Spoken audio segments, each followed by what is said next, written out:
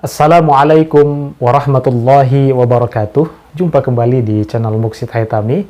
Saya doakan mudah-mudahan Bapak Ibu sahabat sekalian ada dalam keadaan sehat walafiat, murah rezeki, dimudahkan dalam segala urusan, dan dimudahkan oleh Allah Subhanahu wa Ta'ala untuk melaksanakan ibadah umroh dan haji ke tanah suci. Amin ya Allah ya Rabbal Alamin. Bapak Ibu sahabat sekalian, terima kasih sudah mengklik video ini, sudah menonton video ini.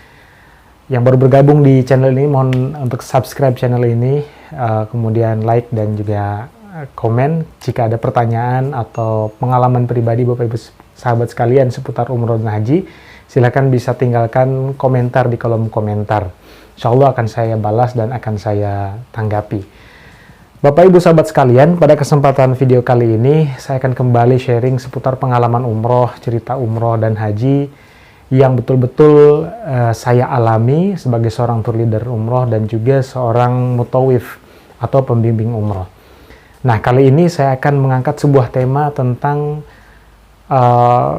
pengalaman umroh yang sering banget ditanyakan atau sering banget ada di kolom komentar.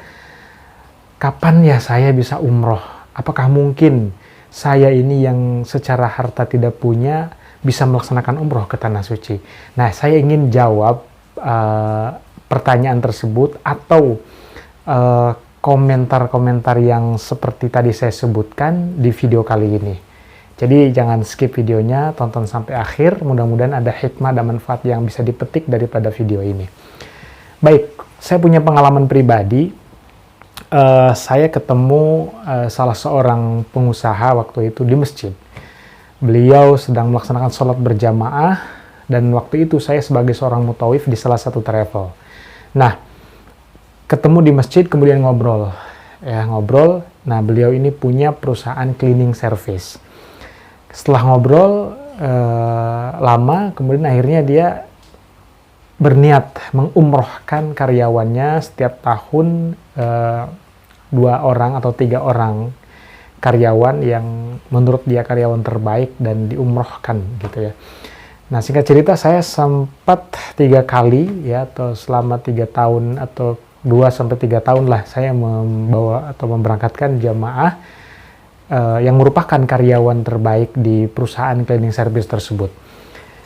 Nah, yang ingin saya ceritakan di sini adalah Bapak Ibu sahabat sekalian, seperti yang saya pernah sampaikan di video-video saya selanjutnya, video saya sebelumnya, bahwa urusan umroh dan haji ini adalah bukan urusan kita punya uang atau punya banyak harta atau lain sebagainya. Tidak, tetapi ini betul-betul panggilan dari Allah Subhanahu wa Ta'ala untuk orang yang Dia kehendaki. Bayangkan, kalau dihitung-hitung secara uang, begitu ya, secara ongkos, apa mungkin seorang pekerja cleaning service bisa berangkat umroh dalam waktu yang cepat?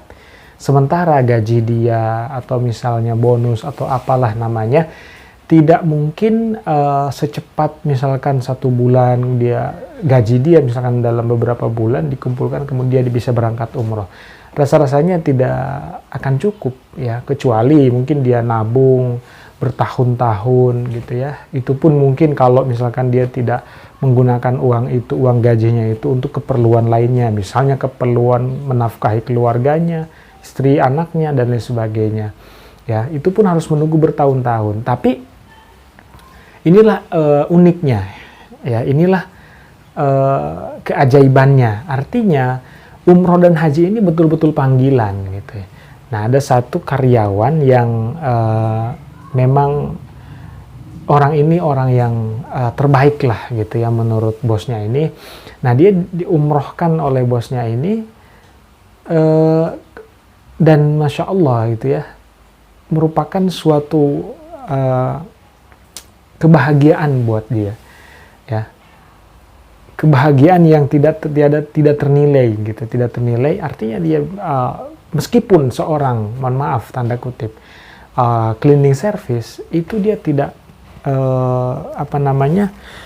ketika Allah sudah berkehendak untuk berangkat, maka dia bisa berangkat ke tanah suci. Ya, banyak lagi kisah-kisah yang lain yang mohon maaf secara ekonomi kita lihat tidak mampu, tetapi dia bisa berangkat ke tanah suci karena ada campur tangan Allah di sana, ada panggilan Allah yang memang ditakdirkan untuk bisa berangkat ke tanah suci, maka dia berangkat walaupun secara harta dia tidak punya atau tidak mampu. Nah, sebaliknya orang yang secara harta punya, mampu gitu untuk berangkat ke tanah suci, tapi kenapa tidak berangkat ke tanah suci? Gitu. Ada apa gitu? Berarti dia tidak dikehendaki, tidak dipanggil oleh Allah untuk ke tanah suci. Gitu. Maka kita harus sering-sering berdoa kepada Allah Subhanahu wa taala, ya Allah, berikanlah rezeki kepada kami untuk bisa melaksanakan ibadah umroh dan haji ke tanah suci, gitu ya. Nah, dengan sering berdoa seperti itu, maka meskipun kita tidak punya uang saat ini ya untuk ongkosnya, tapi besok, lusa atau nanti itu Allah akan mentakdirkan kita untuk bisa berangkat ke tanah suci. Nah, Bapak Ibu sahabat sekalian, barangkali itu video singkat kali ini tentang bagaimana sesungguhnya Allah menakdirkan orang yang tidak punya harta, tidak punya uang, tapi dia bisa berangkat ke tanah suci. Itu sesuatu yang mudah bagi Allah Subhanahu wa taala, dan juga sesuatu yang mudah bagi Allah untuk menahan orang-orang yang, atau tidak memanggil orang-orang yang secara harta cukup ya, tapi tidak Allah kehendaki, maka ia tidak bisa berangkat ke tanah suci. Bapak Ibu sahabat sekalian, jangan sampai kemudian kita menyesal. Artinya gini, ketika kita diberikan rezeki oleh Allah Subhanahu wa taala berupa uang banyak gitu ya, dan di sana kita merasa mampu untuk melaksanakan umroh dan haji, maka jangan sampai menunda. Ini ada pengalaman satu orang ya, saya tidak sebut namanya, tapi dia ini saya kenal betul orangnya, dan dulu memang sangat-sangat mampu untuk melaksanakan ibadah haji, dan dia sudah beberapa kali mengeluarkan kata-kata, kalau tanah ini laku, saya insya Allah naik haji atau umroh. Kalau sawah ini laku, tempat ini laku, saya insya Allah melaksanakan haji dan umroh. Tapi ketika tanahnya itu betul-betul laku, terjual, dia tidak menepati janjinya itu untuk melaksanakan ibadah umroh dan haji. Kenapa? Karena ada kebutuhan lain yang harus dia penuhi. Padahal dia sudah pernah berucap akan melaksanakan ibadah umroh dan haji. Nah, sampai akhir hayatnya, sampai ia wafat, ia belum sempat melaksanakan ibadah umroh karena ditimpa penyakit sakit ya, sehingga dia tidak bisa berjalan, tidak bisa bergerak, dan kemudian akhirnya Allah Subhanahu wa taala mencabut nyawanya, dan belum sempat melaksanakan ibadah umroh dan haji. Nah, Bapak Ibu sahabat sekalian, yuk yang masih atau yang diberikan kelebihan oleh Allah Subhanahu wa taala berupa harta benda dan merasa sudah mampu untuk melaksanakan umroh dan haji, jangan tunda-tunda, langsung berangkat. Insya Allah di sana akan ada keberkahan. Tidak akan berkurang harta jikalau kita belanjakan di jalan Allah Subhanahu wa taala.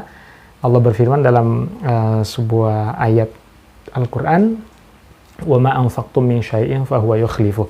Apa-apa yang kita infakkan dari harta kita, maka Allah akan menggantinya dengan yang berlipat ganda. Maka kita yakin kalau harta yang kita keluarkan itu untuk umroh dan haji, ya memenuhi panggilan Allah Subhanahu wa taala, itu akan Allah ganti dengan yang berlipat ganda.